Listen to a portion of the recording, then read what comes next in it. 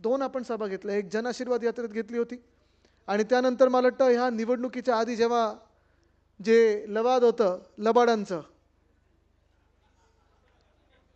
नार्वेकर साहेबांनी जो निकाल दिला होता शिवसेनेच्या विरुद्ध त्याच दिवशी दिला होता आणि तो जो निकाल त्यांनी दिला होता त्याच्यात आपल्या पक्षाचं नाव घेतलं होतं, चिन्ह घेतलं होतं, सगळा निकाल आपल्या विरोधात दिला होता.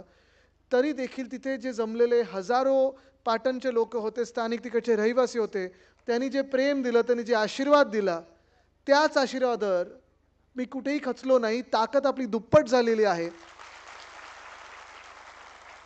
दोन्ही त्या सभा मला आठवतात. पहिली सभा तर अशी झाली होती, नितीनजी आणि मी, मला वाटतं आपण गाडीतून येत होतो आणि रोड शो तुम्ही सुरू केला होता.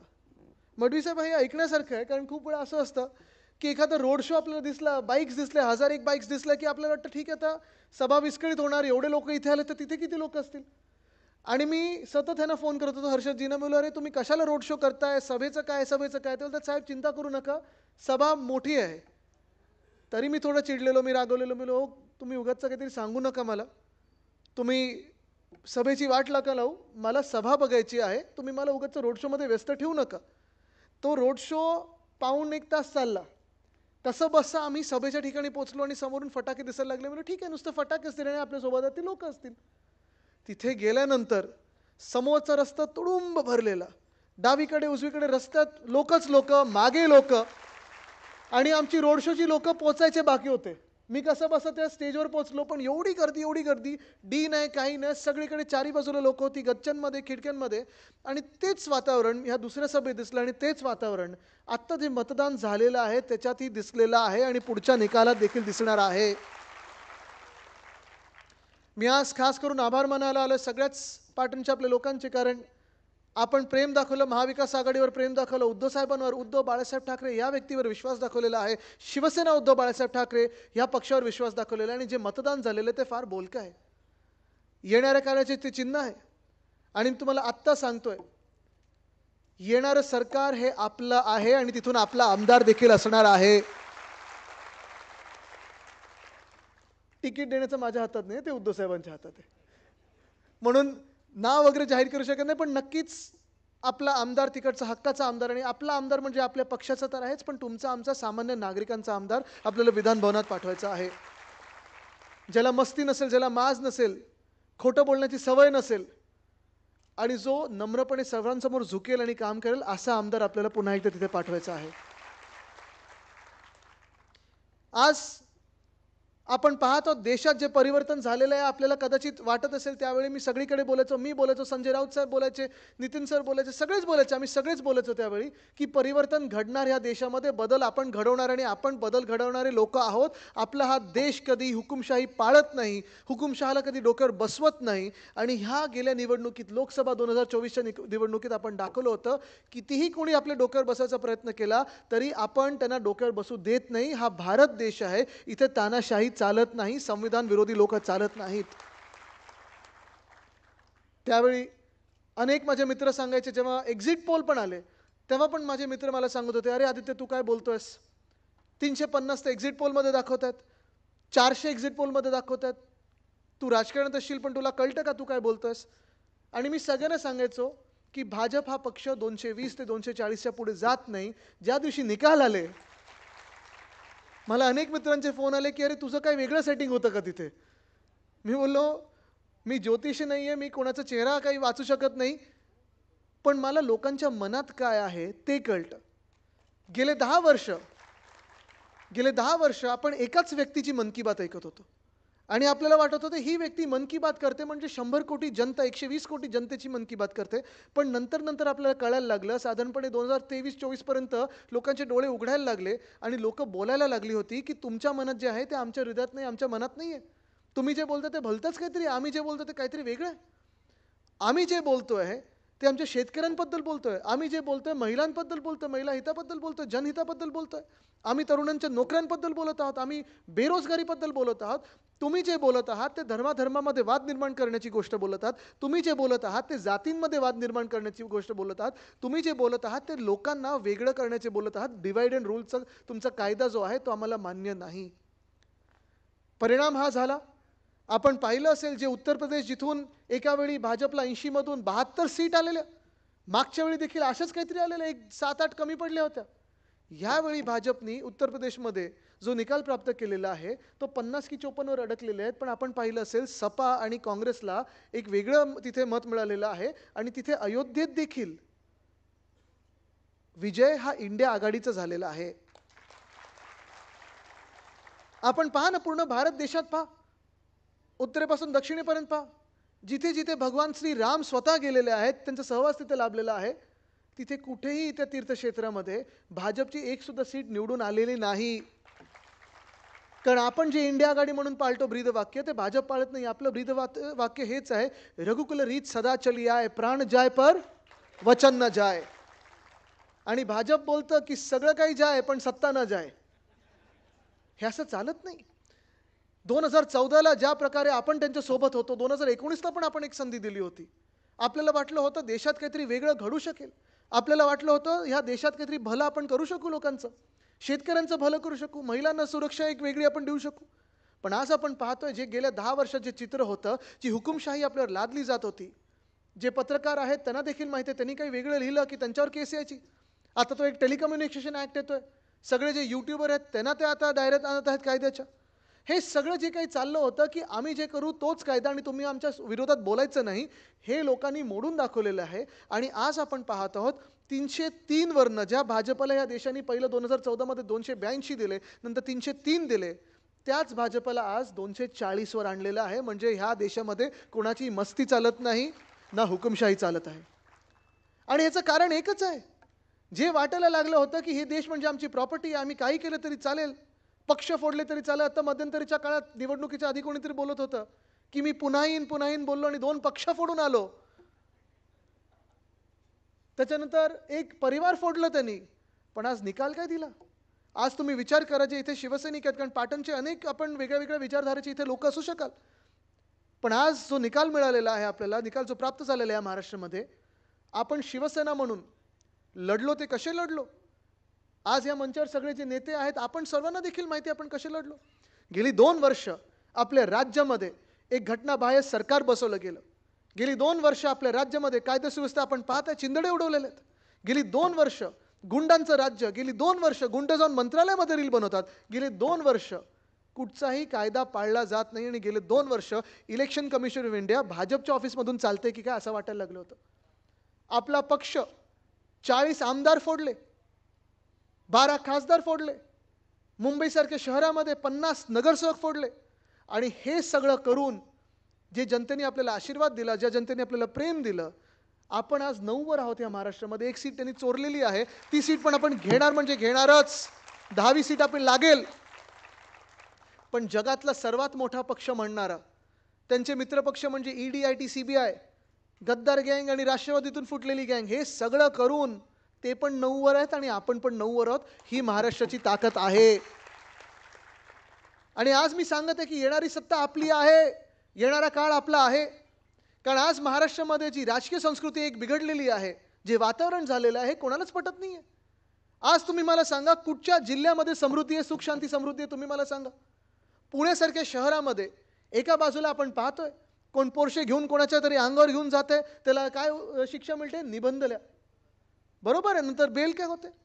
तसंच दुसऱ्या बाजूला ती कोयता गँग आहे, अमुक गँग आहे, तमुक गँग आहे, हे तर सुरूच आहे. पण ड्रग्सचा जो मार सुरू आहे तिथे, ड्रग्सचं जे काही तिथे चालू आहे धुमाकूळ, हा कुठून येतो? हे सगळे ड्रग्सचा साठा कुठच्या पोर्टमधून येत आहे, कुठच्या राज्यातून येत आहे, कुठे पकडला जातोय की नाही जातोय, हे सगळं एका बाजूला असताना पर्यावरणाचे तर पुण्यात हाल चालूच आहेत. तसं मला वाटतं आपल्या प्रत्येक जिल्ह्यामध्ये कुठच्याही नागरिकाला तुम्ही विचारा, प्रत्येक नागरिकास त्रस्त आहे, प्रत्येक नागरिकास हैराण आहे. आणि भाजपला हे कळलेलं आहे, मिंदे गँगला हे कळलेलं आहे, चिंदी चोरांना हे कळलेलं आहे की त्यांचं सरकार जात आहे. आणि जात असल्यामुळे काल परवाकडे जे अर्थसंकल्प मांडला होता, तो गाजर अर्थसंकल्प, त्याच्यात आपल्याला काय मिळालं? तर भोपळा मिळाला, बाकी काही मिळालं नाही. 2 गोष्टी त्याच्यातून ते देण्याचा प्रयत्न करत आहेत. एक म्हणजे 7 हॉर्स पॉवर पंपची वीज आहे, पण ते पण तुम्ही लक्षात घ्या, हे या निवडणुकीपर्यंतच आहे, त्याच्या पुढे हे देणार नाहीत. आणि जी भाजप आत्ता ह्या क्षणापर्यंत म्हणजे निवडणुका हारेपर्यंत, आणि ही हारच आहे त्यांची, जिंकलेले नाही आहेत. ज्यांना वाटत होतं 400 पार जातील, जेव्हा 200 वर येतात तेव्हा ते जिंकलेले नाहीत, हरलेले आहेत. ह्या देशाने त्यांना हरवलेलं आहे, त्यांच्या मानसिकतेला हरवलेलं आहे. त्या शेतकऱ्यांना आज ते सवलती द्यायला निघालेले आहेत, आज काही काही गोष्टी द्यायला निघालेले आहेत. जेव्हा त्यांचं बहुमताचं सरकार होतं, ह्याच शेतकऱ्यांना ते अर्बन नक्सल बोललेत, ह्याच शेतकऱ्यांना ते माओवादी बोललेले आहेत, ह्याच शेतकऱ्यांना ते अतिरेकी बोललेले आहेत, ह्याच शेतकऱ्यांना ते खालिस्तानी बोललेले आहेत आणि ह्याच शेतकऱ्यांवर हल्ला केलेला आहे. तो लाठीचार्जचा केलेला आहे, अश्रुधुराचा केला आहे. मग तो दिल्लीत असो आणि महाराष्ट्रात जेव्हा 2017-18 तो मोर्चा निघाला होता शेतकऱ्यांचा, मुंबईकडे येत असताना नवी मुंबईत येऊन मी त्यांचं स्वागत केलं होतं. ह्याच भाजपाने त्यांना माओवादी आणि अर्बन नक्सल बोलून झालेलं आहे. हरायला आले म्हणून सवलती देतात, हरायला आले म्हणून आता समोर लोटांगण घालत आहेत. पण ज्या मिनिटाला जर हे चुकून पुन्हा एकदा डोक्यावर बसले, ह्या सवलती सगळ्या काढून घेतील आणि जो अत्याचार ह्या महाराष्ट्रावर करत होते तो अत्याचार भाजप पुन्हा करायला लागेल, हे लक्षात घ्या. हा धोका फार मोठा आहे. आज आपण पाहतोय एका हुकुमशाहीच्या एका मानसिकतेला आपण तोडलेलं आहे, आपण कमी केलेलं आहे, पण हा धोका टळलेला नाही. महिलांबद्दल पण आज तुम्ही पहा, ते लाडली बहीण, त्याच्यावर तर आता सगळी चिरफाट चालू आहे, पत्रकार लिहित आहेत, त्याच्यावर विश्लेषण होत आहे. पण तुम्ही त्या लाडली बहीण किती योजना जी आहे त्याचा जर अभ्यास केला, जेवढ्या अटीशर्ती, म्हणजे हे बिनशर्त नव्हतंच, काही अटीशर्ती जेवढे टाकले होत्या, काही अटी त्याच्यात टाकल्या होत्या, त्या तुम्ही जर वाचल्यात, पाहिल्यात, तर कमीत कमी महिला त्याच्यात त्यांना काही पैसे मिळतील. आणि तुम्ही मला सांगा, जे काही प्रति महिना त्यांना मिळणार आहे 1,500 रुपये, आजच्या महागाईच्या काळात कोणाला हे काही भागणार आहे का त्याच्यात काही? आपलं महाविकास आघाडीचं आपण ठाम सांगितलेलं आहे की प्रत्येक महिलेला आपण 8,500 रुपये देणार म्हणजे देणार. ह्यांचा प्रयत्न हा म्हणजे 2 वर्ष तुम्ही अशी काढली. एक मंत्री ह्या घटनाबाह्य सरकारमध्ये असे ज्यांनी सुप्रियाताईंना, आज त्यांचा वाढदिवस आहे सुप्रियाताई सुळेंचा, त्यांना अशा घाणेरड्याशिवाय प्रेस समोर दिलेले आहेत, त्यांना मांडी लावून बसतात, त्यांना काढण्याची हिंमत करत नाही. उद्धव साहेबांचं सरकार असतं तर अशा व्यक्तीचं आपण हकालपट्टी केली असती. पण आज आपण लाडकी लेक की लाडकी बहीण ही योजना आणलेली आहे, पण सुप्रियाताईंना ज्यांनी शिवीगाळ केली त्यांना तुम्ही काढलेलं नाही. दुसरे ह्याच गद्दार सरकारमध्ये मंत्री आहेत ज्यांच्यावर महिलेवर अत्याचार करण्याचे अतिशय घाणेरडे आरोप आहेत. त्यांची हकालपट्टी आपण केलेली, उद्धव साहेबांनी त्यांना गेट आउट सांगितलेलं, पण ह्या गद्दारांनी सरकार बनवल्यानंतर त्यांना पुन्हा एकदा कॅबिनेटचं मंत्रिपद दिलेलं आहे. महिला सुरक्षेचा जो प्रश्न आहे, आज कुठच्या शहरामध्ये, कुठच्या गावांमध्ये महिला सुरक्षित आहेत, काय खरोखर परिस्थिती आहे ही ओळखून घ्या आणि मग निवडणूक आली की अशी काहीतरी योजना जाहीर करायची आणि स्वतःकडे करून घेण्याचा प्रयत्न जो आहे तो एकदम फाऊल आहे. आणि आज आपण पाहाल की महाराष्ट्र ह्या लोकांना कुठेही पुन्हा मतदान करणार नाही. येणारं सरकार आपलं आहे, मी परत एकदा ठासून सांगत आहे. पण आज आपल्याला फार मतदान जे आहे, जे येणारं मतदान आहे ते विचार करून करायचं. एक तर पहिलं तर यादीवर काम करा, तुमची नावं खरोखर तुमच्या गावांच्या यादींमध्ये आहेत की नाही बघा. कारण आज आपण पाहतोय हे सगळे खेळ सुरू होतील, यादी बदलण्याचे खेळ सुरू होतील, मतदार यादीतून तुमचं नाव काढण्याचं सुरू होईल. कारण तुम्ही जिथून लीड घेतलेला आहे, शिवसेना उद्धव बाळासाहेब ठाकरे म्हणून आपण ज्या पक्षाने महाविकास आघाडीला लीड दिलेला आहे, त्या मतदारसंघात हे मस्ती करण्याचा 100% प्रयत्न करतील. कार्यकर्त्यांना उचकवायचा प्रयत्न करतील, तडीपार करण्याचा प्रयत्न करतील, मतदार यादीतून नाव काढण्याचा प्रयत्न करतील. हे सगळं जरी केलं तरी मी तुम्हाला सांगतो, आज भाजपला पुन्हा ह्या महाराष्ट्रामध्ये जिंकणं शक्य नाही. कारण आज ह्या महाराष्ट्राने ओळखलेलं आहे, जे आपण पहिल्यापासून सांगत आहे, आणि हे घटनाबाह्य मुख्यमंत्री सांगतात की खोटं नॅरेटिव्ह. चेहरा तुमचा खोटा असेल पण आमचं नॅरेटिव्ह खोटं नव्हतं. आम्ही जे सत्य आहे ते बोलत असतो. संविधानाला तुम्हाला बदलायचं होतं आणि ते आम्ही रोखलेलं आहे, ह्याचा आम्हाला अभिमान आहे. भाजपाला हे संविधान ह्या गोष्टीमुळे आवडत नाही, कारण हे संविधान डॉक्टर बाबासाहेब आंबेडकरांनी लिहिलेलं आहे, म्हणून भाजपाला हे संविधान मान्य नाही आहे. भाजपला हे संविधान ह्यासाठी मान्य नाही आहे कारण भारतातल्या प्रत्येक नागरिकाचा आवाज त्या संविधानमध्ये, म्हणून भाजपला हे संविधान मान्य नाही आहे. आज आपल्या देशामधून प्रत्येक आवाज या संसदेत जाऊ शकतो. आज आपल्या देशामधून कोणीही उठून निवडणूक लढू शकतो आणि विधानसभेत जाऊ शकतो, आरेला कार्य करू शकतो, चुकीच्या ज्या गोष्टी सरकारकडून होतात त्याला प्रश्न विचारू शकतो, न्याय हक्कांसाठी लढू शकतो. आणि ह्याचसाठी संविधानाचा द्वेष भाजप करत आहे. हे मला भाजपचे मंत्री देखील, एक माजी मंत्री बोलून झालं होतं मागच्याच वर्षी, मला भेटले होते मुंबईत. त्यांनी मला सांगितलं की आदित्य, भाजपला संविधान बदलायचं आहे, ते बदलू देऊ नका. 4 की 5 भाजपचे उमेदवार हे बोलून झालेले, पंकजाताईंनी देखील बोलून झालेलं आहे की 405 द्या, कारण आम्हाला संविधान बदलायचं आहे. पण आपण हे संविधान बदलण्यापासून त्यांना आत्ता जे रोखलेलं आहे ते पुन्हा एकदा अशीच आपली पकड ठेवायला लागणार. जर महाराष्ट्र, हरियाणा किंवा झारखंडमध्ये ह्यांचा विजय झाला, त्यांची पकड परत घट्ट होणार या देशावर. आणि संविधान जे डॉक्टर बाबासाहेब आंबेडकर, जे महामानव आहेत, त्यांनी जे संविधान दिलेलं ते बदलून तुम्हाला भाजपचं संविधान तुमच्यावर लादतील. मान्य आहे ते? आहे मान्य? नाही आहे. आपल्याला हा लढा चालू ठेवायला लागेल. आणि मग जेव्हा कोणीतरी बोलतं त्यांच्यातून की हे संविधान बदलायचं खोटं नॅरेटिव्ह आहे, मी त्यांना सांगतो सर्वात मोठं उदाहरण आपला महाराष्ट्र आहे, जिथे त्यांनी संविधान बदलायचा प्रयत्न केला. 75 वर्षाच्या इतिहासामध्ये तुम्ही मला सांगा कधी असं झालेलं आहे की 40 गद्दारांना फोडलं, खोके धोके सगळं देऊन सगळं फोडल्यानंतर राजीनामा दिल्याशिवाय त्यांनी सरकार बदललं आणि स्वतः सरकारमध्ये बसले. आधी कधी असं इतिहासात झाले का? लोकशाहीत असं होऊ शकतं का? आपले संविधान असं होऊ शकतं का? नाही होऊ शकत. पण संविधान न बदलता देखील त्यांनी एवढा मोठा धोका संविधानाला दिलेला आहे. सरकार बनवलं, घटनाबाह्य सरकार बनवलेलं आहे आणि हे सगळं झाल्यानंतर आपण पाहत आहोत 2 पक्ष फोडले, एक परिवार फोडला. जे काही चाललंय ते रेटून चाललेलं आहे. आज पण मुंबई असेल, नवी मुंबई असेल, ठाणे असेल, पुणे असेल, कोल्हापूर असेल, सोलापूर असेल, नवी मुंबई सगळीकडेच महापालिका 2 वर्ष कुठेही दिसत नाहीयेत. 4 वर्ष तुमच्याकडे झालेली आहेत. लोकप्रतिनिधी आहेत, स्थानिक नगरसेवक नाही आहेत. संविधान बदलायचा जो पहिला प्रयोग त्यांनी केला तो महाराष्ट्रात केला आणि आपण त्यांना इथेच रोखून धरलेलं आहे. हे येणारा काळ बोलणार आहे की आज 24 मध्ये केंद्रातून तर आपण त्यांना खालती खेचलेलंच आहे, पण महाराष्ट्रातून जसं त्यांनी उद्योग पळवले तसं आपण ह्या मिंदे सरकारला महाराष्ट्रातून बाहेर पुन्हा एकदा पळवायचा आहे. हा निर्धार तुम्ही केला पाहिजे. मग त्यांना पाठवायचं गोव्यात पाठवायचं, गुवाहाटीला पाठवायचं, सुरतला पाठवायचं ते ठरवा. मी तर म्हणतो ज्यांनी हा महाराष्ट्र द्रोह केलेला आहे, ज्यांनी महाराष्ट्र द्वेषापोटी इथून माझ्या तरुणींचे उद्योग आणि रोजगार गुजरातला पाठवलेले आहेत, हा जो धोका आपल्या महाराष्ट्राला दिला आहे कुठेही नाही, तुम्हाला जेलमध्ये बसवल्याशिवाय राहणार नाही. हा निर्धार आपल्याला करायचा आहे. पण आज महाराष्ट्र खचत चाललेलं आहे. आपण पाहतोय कायदा सुव्यवस्थेची जी परिस्थिती आहे तिथे आपल्या डोळ्यासमोर आहे. उद्योगाची परिस्थिती मी नेहमी तुम्हाला सांगत असतो. वेदांता फॉक्सकॉन असेल, बल ड्रग पार्क असेल, एअरबस टाटा असेल, अनेक असे उद्योग आपल्या तरुणींचे जे तुम्ही सांगत होता हर्षदजी की आपले सगळे तरुणी इथे येतात मुंबई, नवी मुंबई, बोईसर वगैरे परिसरात नोकऱ्यांसाठी. आज आपण पाहतोय कितीतरी लोक आज आरक्षणासाठी मागणी करत आहेत, अनेक लोक आज आंदोलनं करत आहेत. पण माझा पुढचा सवाल हाच आहे की जरी सगळं काही मिळालं तरी आपल्या राज्यामध्ये नोकऱ्या आहेत का? विचार करा तुम्ही. भाजपला जे आपल्या देशामध्ये आणायचं, आपल्या राज्यामध्ये आणायचं ते फिक्स्ड टर्म एम्प्लॉयमेंट म्हणजे कॉन्ट्रॅक्ट लेबर आणायचं. ज्यांच्या परमनंट नोकऱ्या आहेत त्यांना पण कॉन्ट्रॅक्टवर आणायचं.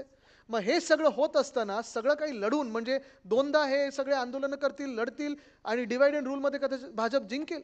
पण आज आपण आपल्यामध्ये लढून झाल्यानंतर आपल्या हातात नोकऱ्या भाजपात देणार आहे का की भोपळा देणार आहे? हा आपल्याला विचार करायचा आहे. आज परिस्थिती काय आहे? तुम्ही पोलिसांचा आत्ता उल्लेख केला. पोलीस भरतीमध्ये आपल्या तालुक्यातून खूप लोक असतात. आत्ताकडे जी पोलीस भरती जाहीर झालेली आहे, खरं जी आर मला वाटतं 2 वर्षापूर्वी होता, ती मुलं तर बाद झालीच त्याच्यात, त्यांचं वयोगट गेलंच, बरोबर ना. पण आज जी सगळी जी घोळ चाललेला आहे तिकडची अनेक मुलं बोलत आहेत, वेगळ्या जिल्ह्यातली लोक बोलत आहेत की तुम्ही भर पावसाळ्यात का पोलीस भरती घेताय? ठीक आहे, तो विषय कसा सोडवायचा सगळ्यांना एकत्र बसवा, जो विषय सुटत असेल तो सोडवा. पण एक साधा आकडा तुम्हाला देतो, 17,500 एवढी पदं आहेत भरतीसाठी, पोलीस भरतीसाठी. ॲप्लिकेशन किती आलेत माहिती आहे का? 17.5 लाख. ही आज महाराष्ट्राची परिस्थिती आहे. त्या ॲप्लिकेशनमध्ये कोणी LLB केलेलं आहे, कोणी बी फार्मा केलेलं आहे, कोणी MCOM केलेलं आहे, कोणी काय MPhil केलेलं आहे. हे सगळे लोक आज जॉब शोधत कुठेही जॉब मिळाला तरी चालेल, फिजिकल द्यायची असेल तरी चालेल, रिटर्न असेल तरी चालेल. पण आज जी परिस्थिती या 2 वर्षामध्ये भाजपने केलेली आहे, मिंदे सरकारने केलेली आहे, ती आपल्याला सरकार आणून बदलायलाच लागेल. तो विश्वास आपल्याला कमवायलाच लागेल. आपलं जेव्हा महाविकास आघाडीचं सरकार होतं, मला आठवतं कोविडचा काळ होता. कोविडच्या काळात तर जे काही डॉक्टर सांगायचे ते आपण नीट करत होतो. जगात कौतुक झालं, देशात कौतुक झालं. इथे प्रत्येक जीव जो वाचला आहे तो आपल्या सरकारच्या कामगिरीमुळे आहे असं सांगणार नाही मी, पण तरी देखील लोकांकडून सहकार्य झालं आणि ते आपण करून दाखवलं. पण आपल्या काळात कोविड असताना देखील, अर्थचक्र बंद पडलं असताना देखील आपण 2-3 गोष्टी ज्या केल्या त्या प्रामुख्याने सांगण्यासारख्या आहेत.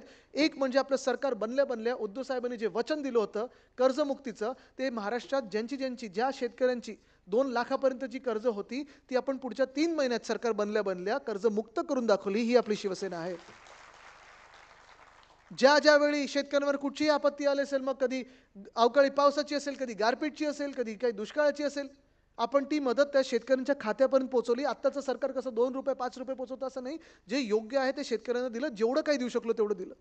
तसंच आपण पाहिलं असेल उद्योग क्षेत्रात आपली जी कामगिरी आहे, आपल्या 2 ते 2.5 वर्षामध्ये 6.5 लाख कोटीची गुंतवणूक आपल्या राज्यामध्ये आणली. आणि जर आपलं सरकार असतं तर वेदांता फॉक्सकॉन देखील महाराष्ट्रातच आणलं असतं. आपण एअरबस टाटा असेल, बल ड्रग पार्क असेल, हे देखील आपल्या महाराष्ट्रातच आणलं असतं. ही आपली कामगिरी होती.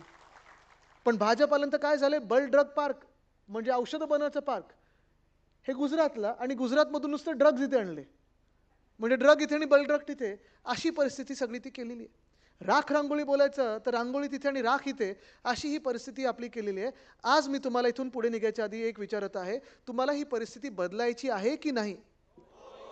तुम्ही बदलायला तयार आहात की नाही, बदलायला सक्षम आहात की नाही, निर्धार करायचा का की येणारी निवडणूक जिंकून आपल्याला महाराष्ट्र बदलायचा, नवा महाराष्ट्र घडवायचा हा निर्धार करायचा का? तयार आहात का? लढायला तयार आहात का? जिंकायला तयार आहात का? आपल्या महाराष्ट्रासाठी लढायला तयार आहात का? कारण ही लढाई फार महत्त्वाची ठरणार आहे. ही लढाई आपल्या देशाच्या इतिहासात मोठी ठरणार आहे. आपण जर ही लढाई जिंकलो तर आपलं देशहित आणि महाराष्ट्र हित म्हणजेच जनहित हे आपण टिकवलं असेल आणि आपलं संविधान आणि आपली लोकशाही ह्याची लढाई आपण पूर्ण केली आणि जिंकवलं आणि संविधानाचं रक्षण केलं हे आपण कमवलं असेल. तर मला वाटतं आजपासून ही सुरुवात करायची आपल्याला. हर्षदजी, नितीन सर, आपण जेव्हा मला तिथे पाटणला बोलवाल तेव्हा येण्याची तयारी आहे. लवकरात लवकर तिथे सभा घ्या आणि जिंकण्याच्या तयारीला लागा. धन्यवाद. जय हिंद, जय महाराष्ट्र, वंदे मातरम. धन्यवाद.